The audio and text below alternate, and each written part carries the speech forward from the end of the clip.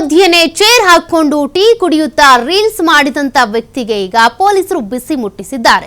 SJ park ಬಳಿ reels ಮಾಡಿ traffic rules ಅನ್ನ ಬ್ರೇಕ್ ಮಾಡಿದ್ದ ಈತ ನಡು ರಸ್ತೆಯಲ್ಲಿ ಚೇರ್ ಹಾಕೊಂಡು ಟೀ ಕುಡಿತಾ ರೀಲ್ಸ್ ಮಾಡಿದ್ದ.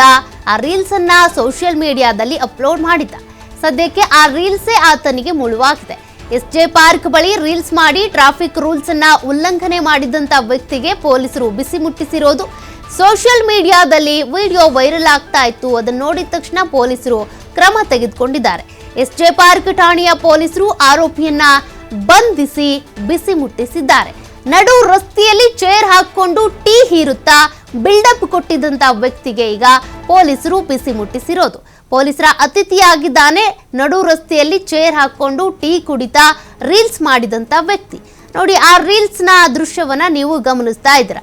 ನಡು ರಸ್ತೆಯಲ್ಲಿ ಚೇರ್ ಹಾಕೊಂಡು ಈ ರೀತಿಯಾಗಿ ಟೀ ಕುಡಿತಾ ರೀಲ್ಸ್ ಮಾಡಿದ್ದ ಈ ವ್ಯಕ್ತಿ ಅಂದ್ರೆ ಟ್ರಾಫಿಕ್ ರೂಲ್ಸ್ ಗಳ ಉಲ್ಲಂಘನೆ ಆಗಿದೆ. ಅಲ್ಲಿ ಅವ್ರ ಪಾಡಿಗೆ ಅವರು ಸಂಚಾರ ಮಾಡ್ಕೊಂಡು ಹೋಗ್ತಾ ಇರೋರ್ಗೂ ಕೂಡ ಈತನಿಂದ ತೊಂದರೆ.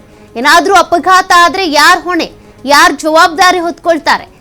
ಅಥವಾ ಈ ರೀತಿಯಾಗಿ ಈ ವ್ಯಕ್ತಿ ಮಾಡಿದ್ನಲ್ಲ, ಹಿಂಗೆ ಪ್ರತಿಯೊಬ್ರು ಕೂಡ ನಾವು ರೀಲ್ಸ್ ಮಾಡ್ತೀವಿ ಅಂತೇಳಿ ಟ್ರಾಫಿಕ್ ರೂಲ್ಸ್ ಗಳ ಉಲ್ಲಂಘನೆ ಮಾಡ್ತಾ ಹೋದ್ರೆ ಒಬ್ರಿಗೆ ಬಿಟ್ಟು ಇನ್ನೊಬ್ರಿಗೆ ಪರ್ಮಿಷನ್ ಕೊಡೋದಕ್ಕಾಗತ್ತಾ? ಆ ರೀತಿ ಆಗಲ್ಲ. ಕಾನೂನು ಅಂದ್ಮೇಲೆ ಎಲ್ರಿಗೂ ಕೂಡ ಒಂದೇ. ಹೀಗಾಗಿ ಈ ರೀತಿ ನಡು ರಸ್ತೆಯಲ್ಲಿ ಚೇರ್ ಹಾಕೊಂಡು ಟೀ ಕುಡಿತಾ ಬಿಲ್ಡಪ್ ಕೊಟ್ಕೊಂಡು ರೀಲ್ಸ್ ಮಾಡಿದಂತ ವ್ಯಕ್ತಿಯ ವಿರುದ್ಧ ಕಂಪ್ಲೇಂಟ್ ದಾಖಲು ಮಾಡಿಕೊಂಡು ಪೊಲೀಸರು ಆತನನ್ನ ಬಂಧಿಸಿದ್ದಾರೆ. ಈ ರೀತಿ ಇನ್ಮೇಲೆ ಯಾರೂ ಕೂಡ ಮಾಡಬಾರ್ದು ಅನ್ನೋದು ಒಂದ್ ರೀತಿ ಎಚ್ಚರಿಕೆಯ ಗಂಟೆ ಇದು. ಯಾಕೆಂದ್ರೆ ರೀಲ್ಸ್ ಮಾಡೋ ಹುಚ್ಚಿಗೆ ಬಿದ್ದು ರೀಲ್ಸ್ ಮಾಡಿ ವ್ಯೂಸ್ ಪಡ್ಕೋಬೇಕು, ಜಾಸ್ತಿ ಹಣ ಸಂಪಾದನೆ ಮಾಡಬೇಕು ಅಂತೇಳಿ, ವ್ಯೂಸ್ ಆಯ್ತು ವೈರಲ್ ಆದ್ವಿ ಅಂತ ಅಂದ್ರೆ ಜನರು ನಮ್ಮನ್ನು ಗುರ್ತಿಸ್ತಾರೆ ಅಂತೇಳಿ ಹೆಂಗ್ ಬೇಕೋ ಹಂಗೆ ರೀಲ್ಸ್ಗಳನ್ನ ಮಾಡ್ತಾರೆ. ಸಾರ್ವಜನಿಕರಿಗೆ ತೊಂದರೆ ಕೊಡ್ತಾರೆ. ಪ್ರಪಾತಗಳಲ್ಲಿ ಹೋಗಿ ರೀಲ್ಸ್ ಮಾಡ್ತಾರೆ, ನಡು ರಸ್ತೆಯಲ್ಲಿ ಹೋಗಿ ರೀಲ್ಸ್ ಮಾಡ್ತಾರೆ, ಸಂಚಾರಿ ನಿಯಮಗಳ ಉಲ್ಲಂಘನೆ ಆಗುತ್ತೆ, ವೀಲಿಂಗ್ ಮಾಡ್ತಾರೆ, ಇನ್ನೂ ಅಪಾಯಕಾರಿ ಸ್ಟಂಟ್ಸ್ಗಳನ್ನ ಮಾಡ್ತಾರೆ. ಇದ್ಯಾವುದು ಕೂಡ ಮಾಡುವಂತಿಲ್ಲ. ಕಾನೂನಿನ ಪ್ರಕಾರ ಇದೆಲ್ಲವೂ ಕೂಡ ಅಪರಾಧನೆ.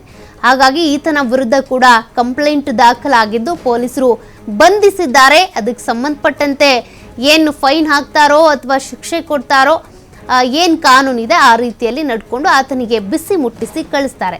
ಇದು ಆತನಿಗೆ ಮಾತ್ರ ಶಿಕ್ಷೆ, ಎಚ್ಚರಿಕೆ ಅಲ್ಲ, ಪ್ರತಿಯೊಬ್ಬರು ರೀಲ್ಸ್ ಮಾಡೋರು ಕೂಡ ಎಚ್ಚೆತ್ತುಕೊಳ್ಬೇಕಾಗಿರುವಂತ ಸಂದೇಶ ಇದು. ರೀಲ್ಸ್ ಮಾಡೋ ಭರದಲ್ಲಿ ಬೇರೆಯವ್ರಿಗೆ ತೊಂದರೆ ಆಗುತ್ತೆ ಅನ್ನೋದನ್ನ ಮರ್ತು ಬಿಡ್ತಾರೆ ಅನೇಕರು. ಅದನ್ನ ಮರೆಯುವಂತಿಲ್ಲ. ಮರೆತ್ರು ಪೊಲೀಸರು ಈ ರೀತಿಯಾಗಿ ಎಚ್ಚರಿಸ್ತಾರೆ.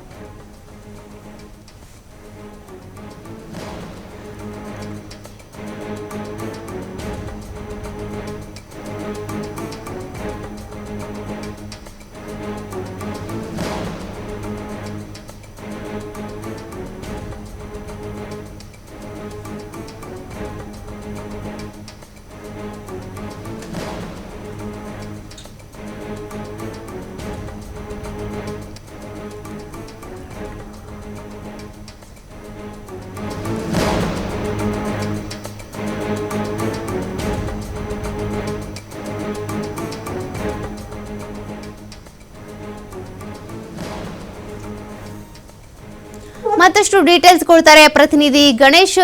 ಈ ರೀತಿಯಾಗಿ ಹುಚ್ಚಾಟವನ್ನ ಮೆರೆಯುವಂತ ರೀಲ್ಸ್ ಗಳಿಗೆ ಕಡಿವಾಣ ಬೀಳಲೇಬೇಕು. ಸದ್ಯಕ್ಕೆ ಮಧ್ಯ ರೋಡಲ್ಲಿ ರಸ್ತೆಯಲ್ಲಿ ಚೇರ್ ಹಾಕೊಂಡು ಈ ರೀತಿ ಟೀ ಹೀರ್ತಾ ಬಿಲ್ಡಪ್ ಕೊಟ್ಟವನಿಗೆ ಪೊಲೀಸರು ಬಿಸಿ ಮುಟ್ಟಿಸಿದ್ದಾರೆ. ಈ ರೀತಿ ಮಾಡಿದಾಗ ಏನ್ ಶಿಕ್ಷೆ ಆಗುತ್ತೆ, ಏನ್ ಫೈನ್ ಹಾಕ್ತಾರೆ?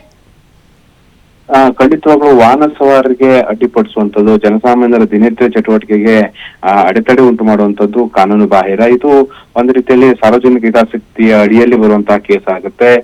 ಇಂತಹ ಒಂದು ರೀಲ್ಸ್ ಹುಚ್ಚಾಟ ಮಾಡುವಂತವ್ರ ಬಗ್ಗೆ ಹಿಂದೆ ಹಲವು ಬಾರಿ ದಂಡಗಳನ್ನು ಹಾಕುವಂತದ್ದು, ಅವರಿಂದ ತಪ್ಪೊಪ್ಪಿಗೆ ಮುಚ್ಚಳಿಕೆಯನ್ನು ಬಳಸುವಂತ ಪ್ರಕ್ರಿಯೆಗಳಿತ್ತು. ಆದ್ರೆ ಈಗ ಸಂಚಾರ ಅಂದ್ರೆ ವಾಹನ ಸವಾರರಿಗೆ ಅಡ್ಡಿಪಡಿಸುವಂತ ಪ್ರಕ್ರಿಯೆಯಲ್ಲಿ ಸಂಚಾರ ಪೊಲೀಸರು ಕೂಡ ಅವರನ್ನ ಏನು ಎಸ್ಜೆ ಪಾರ್ಕ್ ನಡು ರಸ್ತೆಯಲ್ಲಿ ಒಂದು ಹುಚ್ಚಾಟ ಆಗಿರುವಂತ ಹಿನ್ನೆಲೆಯಲ್ಲಿ ಪೊಲೀಸರು ಅವರನ್ನ ಕರೆದು ಬಿಟ್ಟು ಬಂಧನವನ್ನು ಕೂಡ ಮಾಡಿದ್ದಾರೆ. ಇದು ಸಾರ್ವಜನಿಕರಿಗೆ ಅಡ್ಡಿಪಡಿಸುವಂತದ್ದು, ಅವರ ಕಾರ್ಯಚಟುವಟಿಕೆಗಳಿಗೆ, ಅವರ ಕಾರ್ಯಗಳಿಗೆ ಅಡ್ಡಿಪಡಿಸುವಂತ ಪ್ರಕ್ರಿಯೆಯಲ್ಲಿ ಕಾನೂನಲ್ಲಿ ಕಠಿಣವಂತ ಆಕ್ಷನ್ ಕೂಡ ಇದೆ. ಹಾಗಾಗಿ ಈಗ ಆ ಹುಚ್ಚಾಟ ನಡೆಸುವಂತಹ ವ್ಯಕ್ತಿಯನ್ನ ಪೊಲೀಸರು ಬಂಧಿಸಿರುವಂತದ್ದು. ಇದು ಮೊನ್ನೆ ಏಪ್ರಿಲ್ 12ರಂದು ಈ ತರ ಒಂದು ಹುಚ್ಚಾಟ ರೀಲ್ಸ್ ಆಗಿತ್ತು.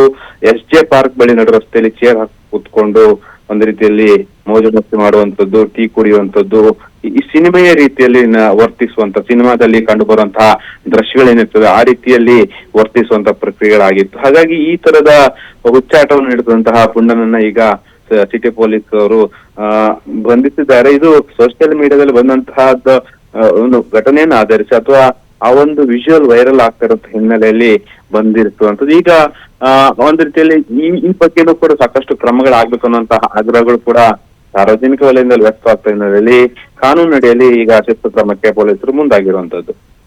ಓಕೆ, ಥ್ಯಾಂಕ್ ಯು ಗಣೇಶ್ ಮಾಹಿತಿಗೆ.